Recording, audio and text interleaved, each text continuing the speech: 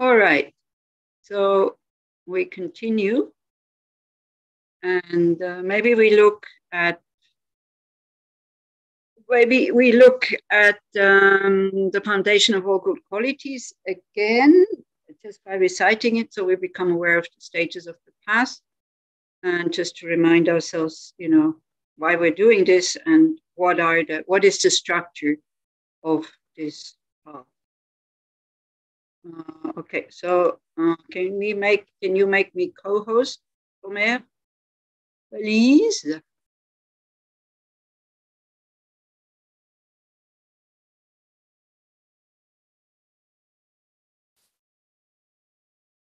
No, not working yet. Now, perfect. Okay, so what we did this morning, we started off by thinking about Four Noble Truths, and that we really are fed up by being under the control of our unhelpful mind states, especially the confusion of not seeing reality. This is, how can we expect to have a happy life if it is like this? And then how are we doing this? How do we get out of this? Is by practicing this path, the fourth of the Four Noble Truths. So it's not just the Lam Rim. That's not the only path that is out of samsara. There's many other paths, but this is what we're looking at now. So the foundation of all good qualities is the kind and venerable Guru. Correct devotion to him is the root of the path. By clearly seeing this and applying great effort, please bless me to rely upon him with great respect. And you might have noticed what it does to your mind when you think about your Guru. We don't take that often enough. We always try to figure things out ourselves instead of just taking refuge. Like I have a small altar here where I am, and there's a picture of His Holiness Dalai Lama and my Guru, Kitsen Rinpoche. So the moment I get up, I look at them and I say good morning, and then I make a cup of tea for them, and I put it on the altar. So it's a very good way of starting the day by being aware that, then immediately we become aware of what we want. And then, of course, during the day, I forget again, but at least I start the day properly like this. And I start the day with a kind of happy mind that I feel attracted to these beings who can show me that path and that they can inspire me. And becoming aware that we have what we need in order to work for liberation and full awakening, understanding the precious freedom of this rebirth is found only once. It's greatly meaningful and is difficult to find again. Please bless me to generate the mind that unceasingly day and night takes its essence. Then the next question is, yes, I have what I need. Then it's like, will it last? Well, no, it will not. So this life is as impermanent as a water bubble. Remember how quickly it decays and death comes. After death, just like a shadow follows the body, the results of black and white karma follow. So we become aware of our actions. So we purify whatever we have already created that is negative, and you all know how to do purification practices. If you don't know, then you can ask somebody that knows. I think we don't pay enough attention to this because we don't feel the negative imprints that we have already created, because they're just like little seeds. They're not even material, and then we just leave them there. It's a bit like having a garden and then just, whatever comes, you just throw it out, and you're not taking care of taking out the ones that you don't want to have. So whatever we created, we purify, and we really, with awareness, what is next here, finding firm and definite conviction in this, that what's the conviction? It's like that I am responsible for my future lives now. I am responsible for happiness or suffering. I cannot blame somebody else. So that's what we are convinced about. Please bless me always to be careful. And this is why we train awareness. We train a mind that is present and sees what's going on, so that we stop collaborating with our unhelpful mind states like anger, attachment, jealousy, arrogance, and so on. So to abandon even the slightest negativities and accomplish all virtuous deeds. So whenever the occasion comes that we can do something virtuous, we do it, we rejoice, we dedicate, and then we don't have to worry about future lives. We would be born all the time somewhere where we more or less find what we're looking for. So compared to other states or even other beings on this planet that we call Mother Earth, our life is incredibly fortunate, and we don't realize it. We don't realize how privileged we are. So then we keep complaining. So until here, we kind of look at the positive side in our life so that we become aware. Now I have the conditions to practice.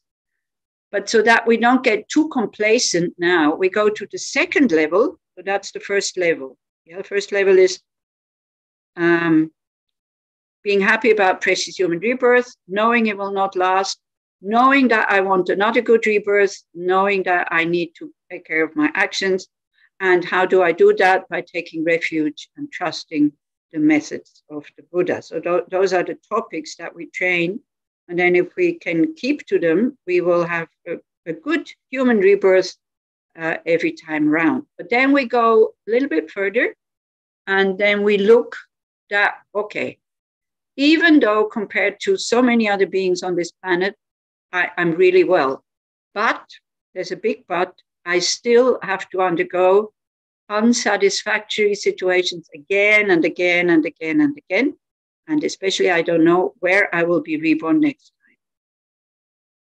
So now, that the uncertainty of samsara, that there is no control, because we are under the control of karma and delusions, to really understand that, and then to have to wish to get out of samsara. So this is what is called the middle level, and this is what we're doing now. So this would be seeking samsaric pleasures is the door to all suffering. Like following our attachments and also obeying our aversions when we use anger in order to liberate ourselves from something that we don't find pleasant. So these pleasures, they are uncertain and cannot be relied upon. We'll do the reflection on that. Recognizing these shortcomings, please bless me to generate a strong wish for the bliss of liberation. Led by this pure thought, mindfulness, alertness, and great caution arise. The root of the teachings is keeping the pratimoksha vows, means we would start to take vows. Please bless me to accomplish this essential practice. So on this middle level, we practice ethical conduct, concentration, and wisdom. And with this, especially the wisdom to see the reality as it is, like that there's no inherently existing I or me, which then also attachment and aversion disappears, then we would not be reborn and we would have attained what is called liberation. So we do the meditations on this level. So again, you make yourself comfortable. Think about the Buddha, who is your guru. Because we can't communicate with that person who lived 2,600 years ago. But the Buddha clearly said, when he died, don't worry, I will manifest his teachers. And this is why we train the mind to see the guru as the Buddha, but not just anybody who talks about Dharma, like me. You don't have to train to see me as a Buddha. But it would be good if we could see everybody as a Buddha, and then we would behave as if the Buddha would be there, then we wouldn't do any negative action. That can be. But you think about, from whom these teachings come, especially the Four Noble Truths, like the basis, the fundament of all Buddhist practices, the pillars. Then again, a happy mind, understanding that we have this potential to eliminate all unhelpful mental states because they are based on a misunderstanding, an active ignorance. An ignorance that creates something that is not there. Once ignorance is eliminated, then wisdom is there. It's as simple as that.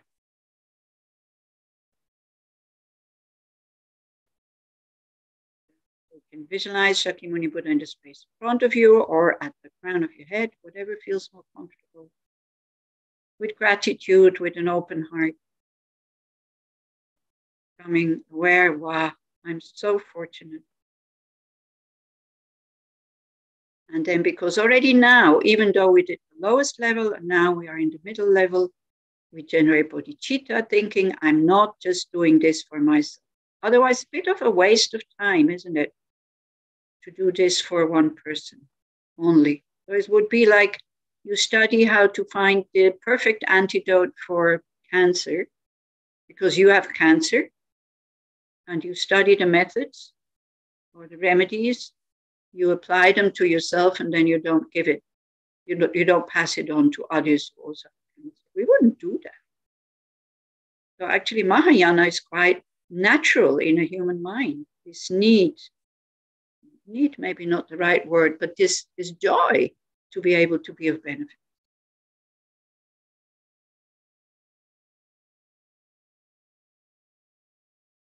Life becomes very meaningful.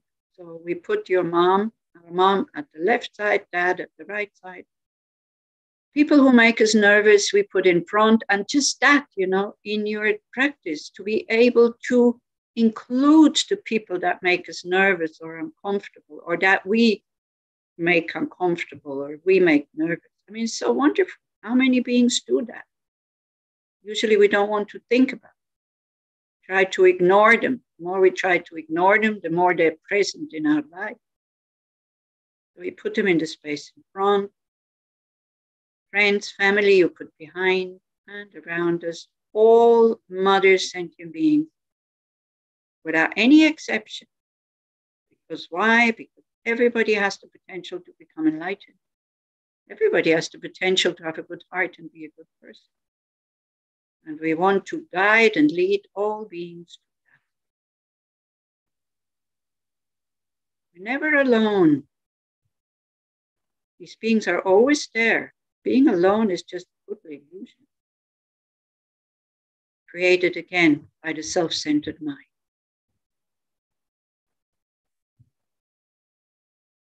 So then again, in your own words, you take refuge and generate Buddha.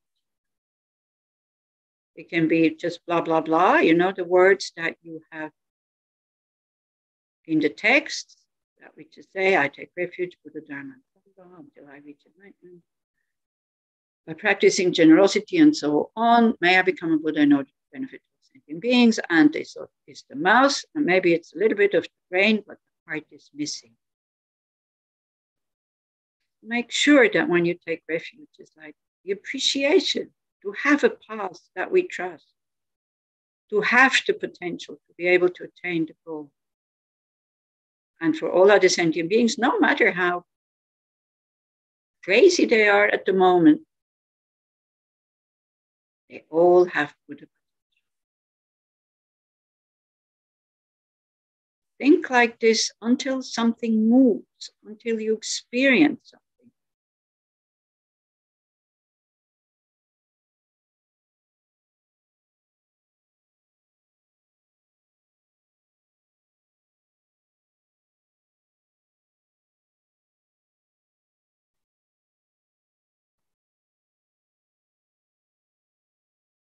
And then with the help, with the support of somebody who has finished this path, like Shakyamuni Buddha, we do again, maybe this time, 10 minutes silent meditation to stabilize the mind. Again, don't force anything. Don't think you should not have thoughts. Just be aware that you're having. Just try to be present. If you have a lot of thoughts as an object, inspiration, expiration, like breathing in, breathing out. Breathing in, breathing out is very helpful. Good antidote for having too many thoughts. The mind is fairly calm and you're used to have an image of Shakyamuni Buddha made out of light in space in front of you. You focus on that, or just choiceless awareness. just without getting involved in anything, not following the thoughts, just be open and like watching the clouds in the sky. You watch experiences, perceptions, emotions, sensation, thoughts. Just noticing them. That's difficult when the mind is not calm. Whatever you're used to, or whatever is your practice, just do that for the next 10 minutes.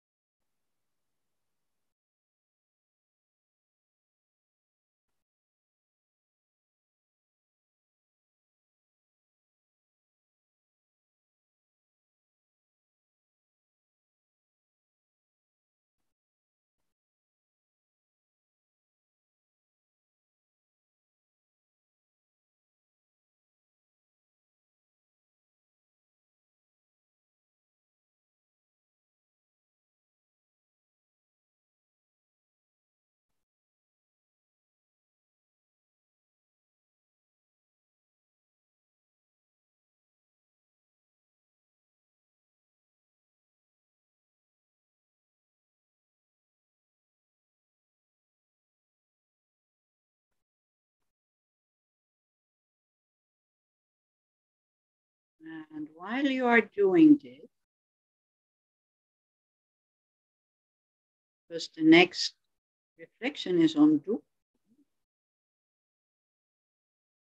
already with one corner of your mind, start to observe by making the direct experience of unsatisfactory.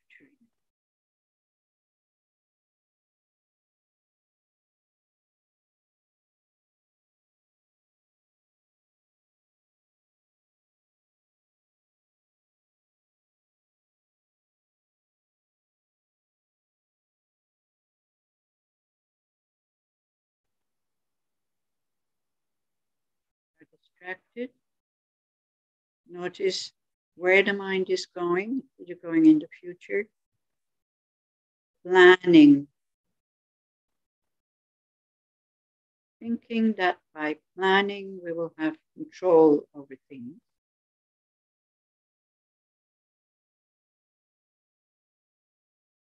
About the future produces a lot of fear. If your mind goes to the past,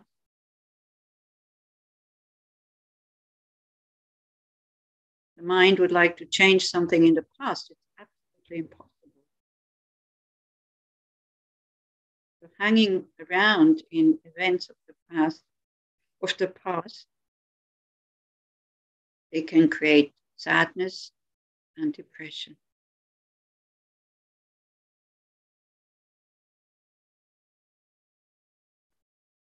Check. You feel these two mental states, fear or depression. Check where was the mind, with what kind of thoughts.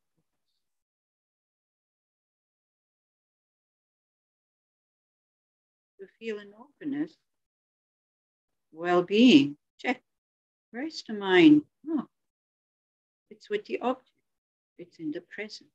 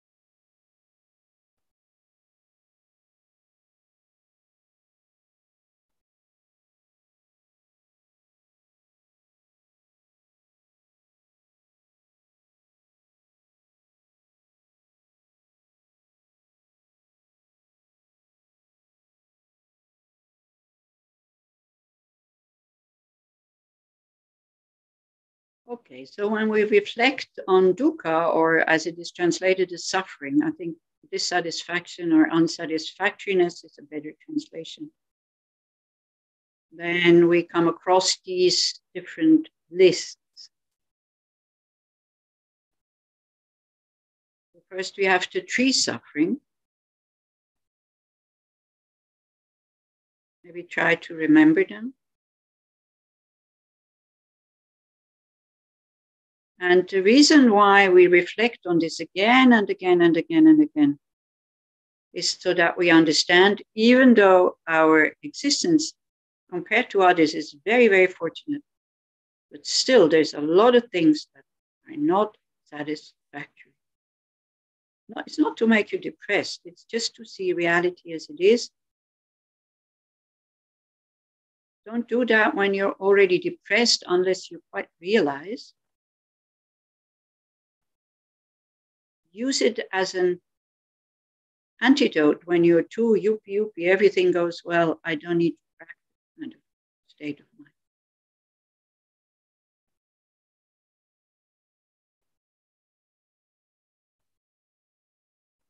So I did 3 sufferings, 3 dukkhas. First one is suffering of pain, physical pain, mental pain. We don't need to spend time on it, but just remember situations where you were personally affected by it. An accident, sickness, your partner leaving you or not being interested in you, or friends kind of turning away from you. People at your workplace not showing any respect, whatever. And don't run away from the pain. That we see we have absolutely no control. We wish not to encounter these situations, but we encounter them again and again. Don't gloss it over with Dharma knowledge saying, oh, well, karma. Or, oh, well, it's all impermanent. Then the Dharma, instead of being medicine, becomes poison. And we're not dealing with it properly. We're just kind of consoling ourselves so that we don't have to experience the pain.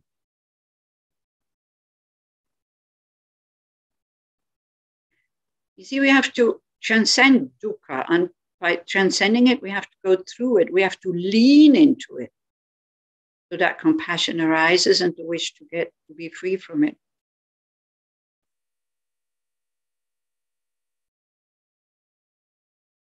Usually that one is quite easy to meditate upon because we understand this as being totally unsatisfactory.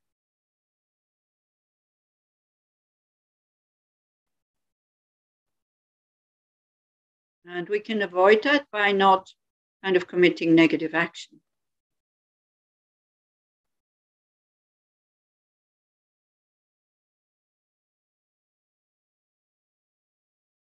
But then we have the suffering of change. Like whatever our confused mind is touching is in the nature of dissatisfaction. Because why? Because we don't see it as it exists.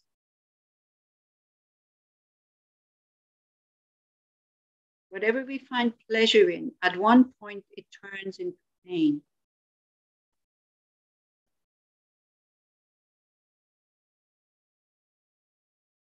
When we lose it, or when we lose interest.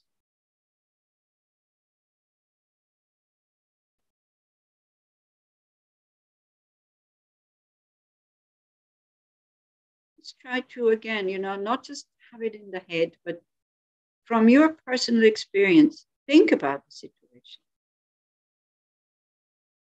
Where something seemed that, wow, I'm going to do that for the rest of my life. I'll be together with this person for the rest of my life. I love you forever. That's a good example. And then, yes, of course, people after many, many years can still be together. But if you ask them if it was easy and spontaneous and effortless, they all say, no, we had to work.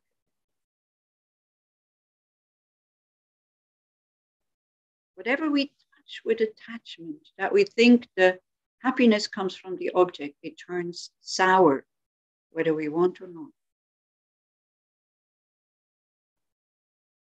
And we're going to lose it.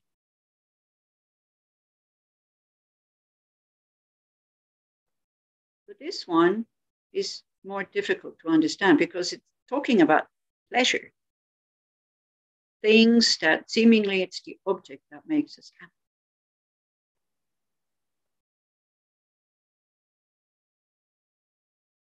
After a bit of reflection, we can understand this one also as being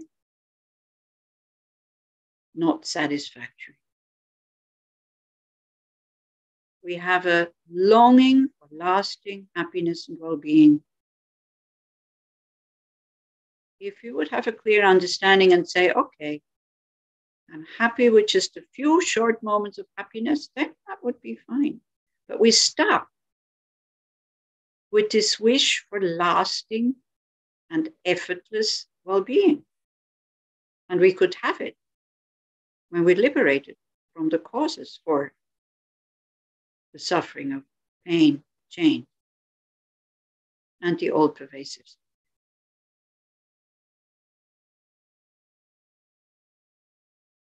So we wouldn't suffer so much anymore from the suffering of change if we would understand attachment. If we would transform it into gratitude, for example.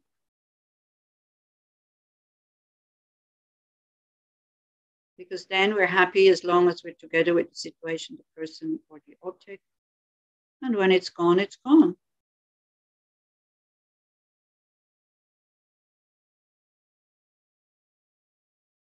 But the suffering of change keeps us active. We constantly have to do something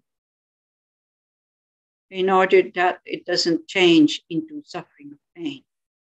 We need to breathe in, out, in, out. We need to eat, stop eating, then go to the toilet. Then we need to sleep, lie down. Then we need to get up again. Then we need to sit, and then we need to sleep, and then we need to walk, and then we need to stop. I mean, the whole time is like, you have no choice, no freedom.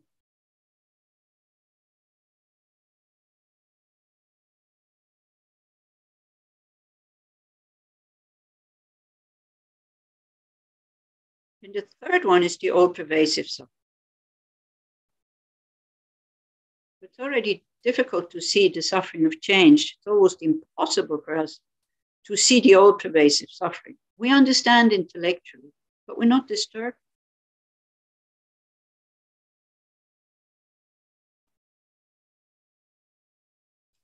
So it is said with the all-pervasive conditioned suffering, basically what it is, we have these 5 contaminated aggregates. And as long as we have them, we carry with us 24 hours a day the potential to fall into the suffering of pain.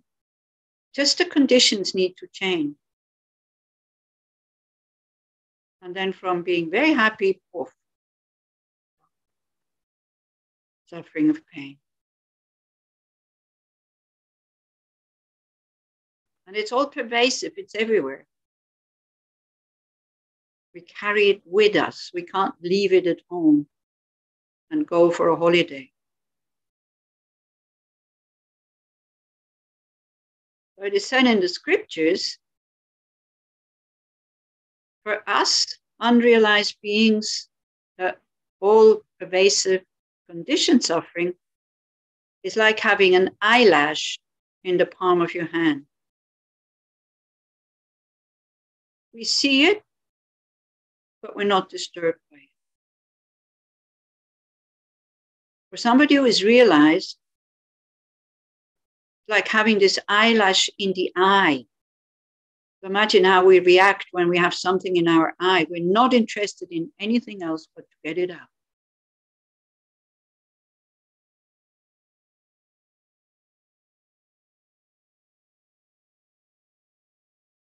The all-pervasive conditioned suffering we can only eliminate when we let go of all wrong views, and of all views anyway.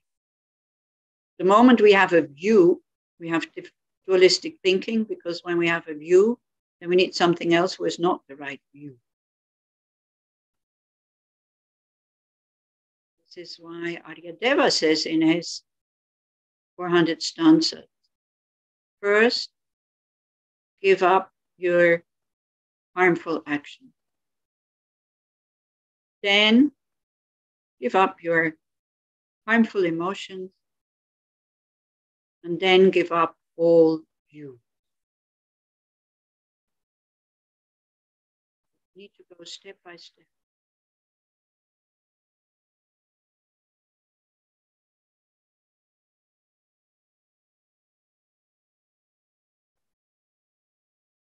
Okay, then the general sufferings of samsara, we just go through them briefly so that you are aware of the list. So the general sufferings are 6.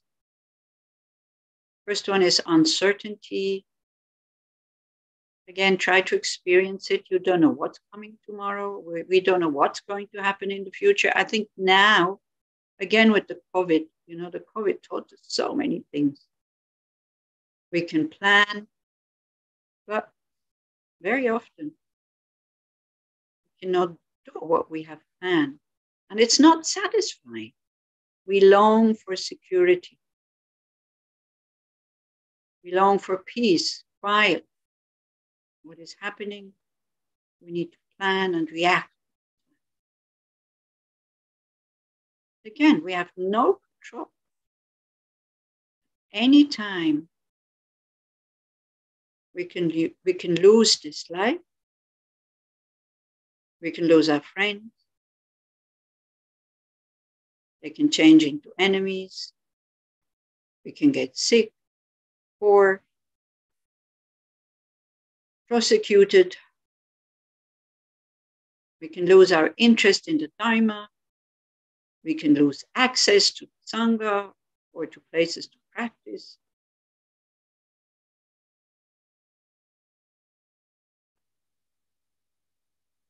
No control. We think we have some control. We're building, alarm systems and walls, vaccines and all these kind of things. It's good to have alarm systems and walls and vaccines, but still, if your body is protected, your mind can go berserk and be depressed, frightened, panicked.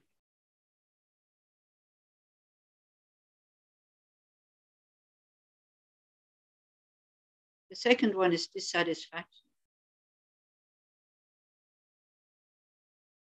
So you can take the reflection into the break that we're going to have. That's also good, like in the meditation days, to use the breaks to observe. And whatever you do, ask yourself, why am I doing this? To feel that dissatisfied mind who wants to be entertained.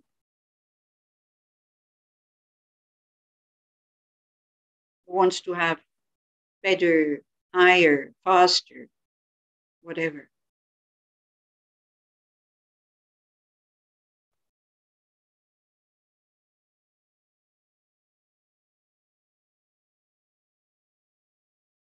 You have a very good meditation, you already think about the next one and think, oh, that next one will be better. You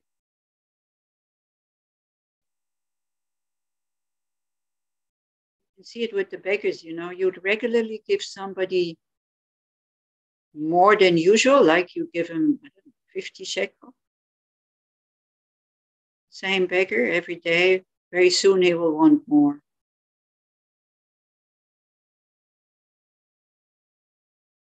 Why do you think worldkind is making so much progress?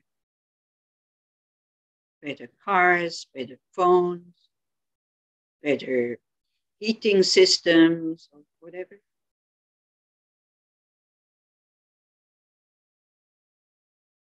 Because of the dissatisfied mind, and we carry it with us wherever we go.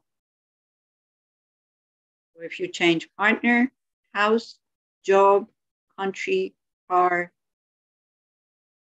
if you take your dissatisfied mind with you, soon enough, you will have to change again.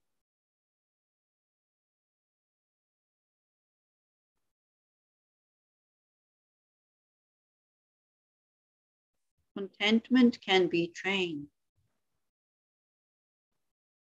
by understanding that we will not find satisfaction through outside things.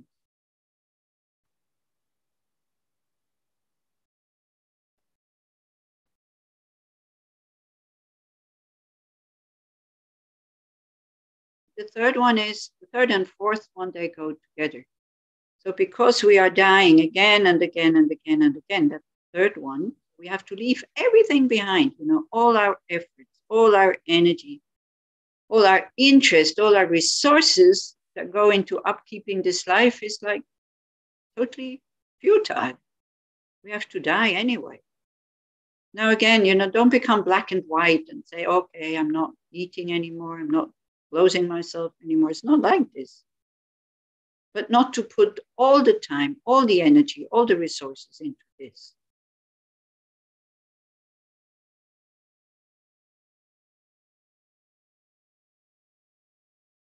Just think all the efforts that you have made to be where you are right now. The next life having to start all over again. Not where you stop, but all over again, being born, you're born human, being a baby, having to learn how to speak, walk, function in this society. Remember the anxiousness of a small child, being afraid of being left alone. Maybe you have had moments where you thought you had lost your parent. The panic. My body still reacts when I remember the situation. Maybe, I don't know, 4 or 5 years old. My mom went out of the train to greet somebody, and I thought she was still out and the train was moving. Oh, still now, I can feel it in my gut.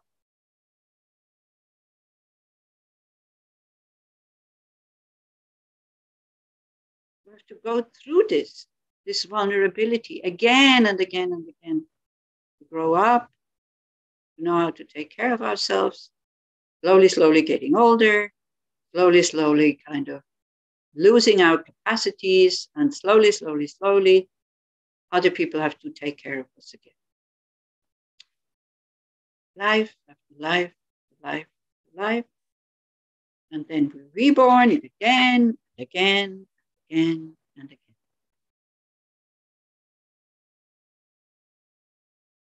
Not satisfactory.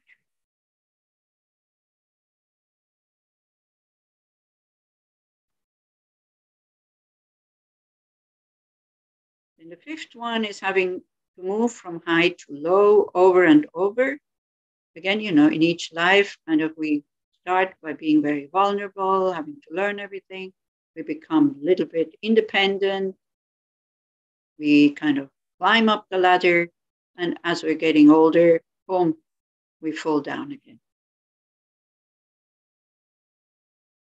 It's a very nice verse also that has to do with this, where it says, all collections end up running out. The high end up falling. Every meeting ends in separation. Every living ends in death.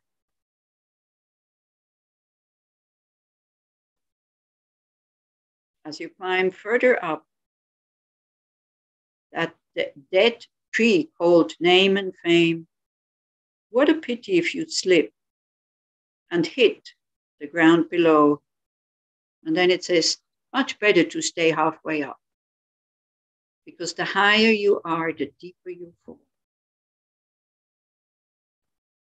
If you are attached to status, wealth, looks, intelligence, memory, whatever.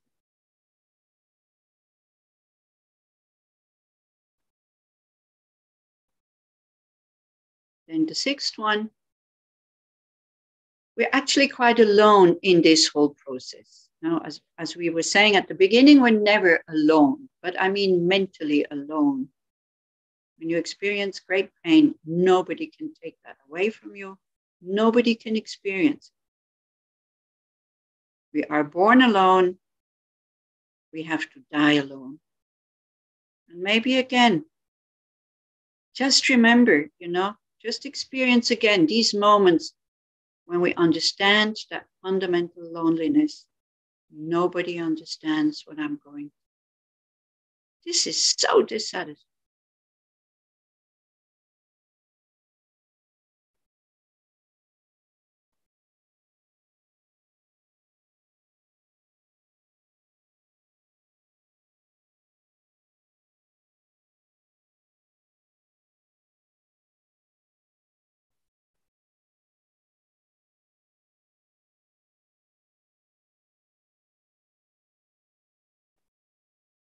So this will not end by itself.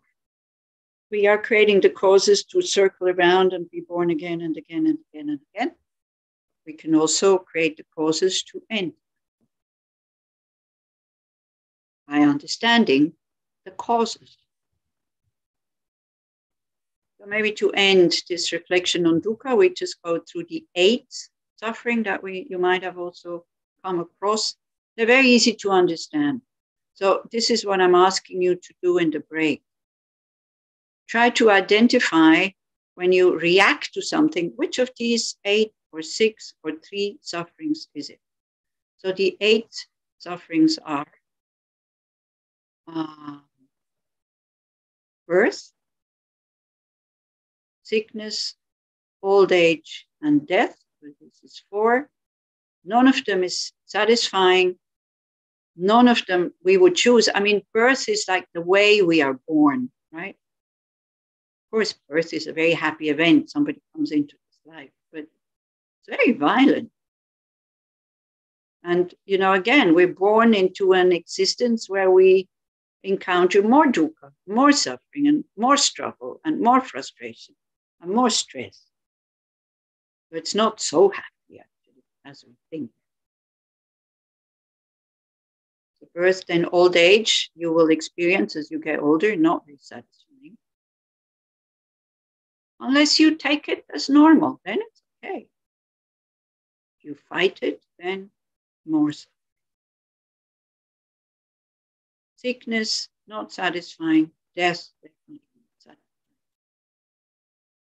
Then the other ones, it's so easy to understand. Having what we don't want to have.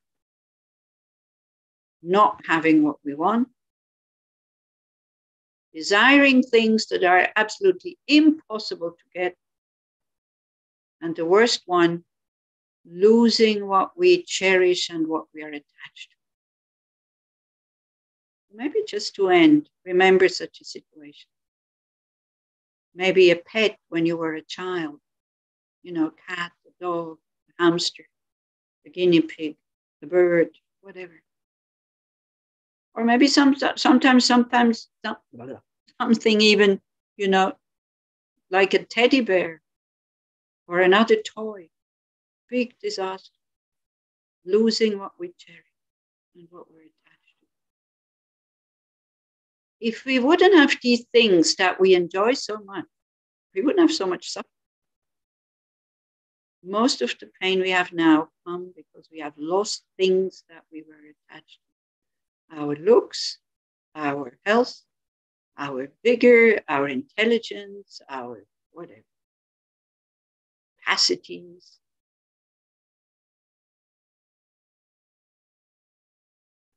And then the last one is having these 5 contaminated aggregates in general.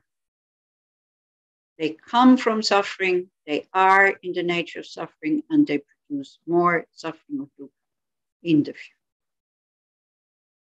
This is the reality of our samsaric existence. I do know there's a lot of joy and a lot of pleasure and a lot of happiness. But for all these moments, we need to make effort.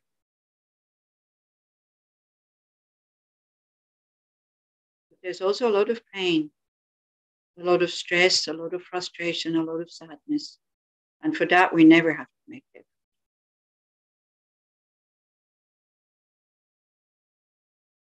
Now, the Buddha was teaching about these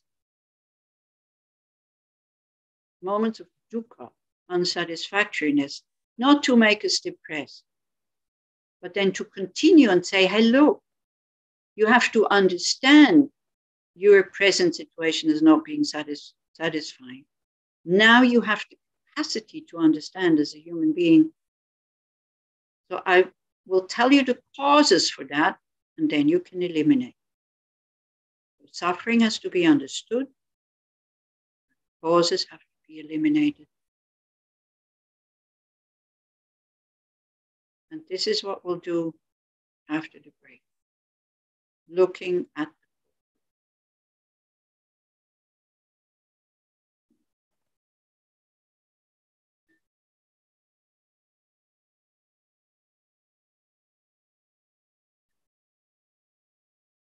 okay. So I know this seems like really difficult and really kind of, oh, why do I have to think about this again and again and again and again? But it's the more you think about it, the more you come in contact with it, the more you see it as normal, the more you relax. It's quite the opposite. You know, very often people think like, oh, the Buddhist is terrible. They always talk about suffering and death and all this. But the effect of it is actually quite opposite than people who always say like, oh, life is so wonderful, so beautiful, so this and that. Okay. Are you okay, more or less? Yeah? Edouard say, yeah, it's funny. When you're used to this meditation, the more you do it, the happier you get. It's really strange, isn't it? The more relaxed you become. And why can you be so relaxed? Because you know, wow, I am on this path to eliminate the causes. Isn't that wonderful?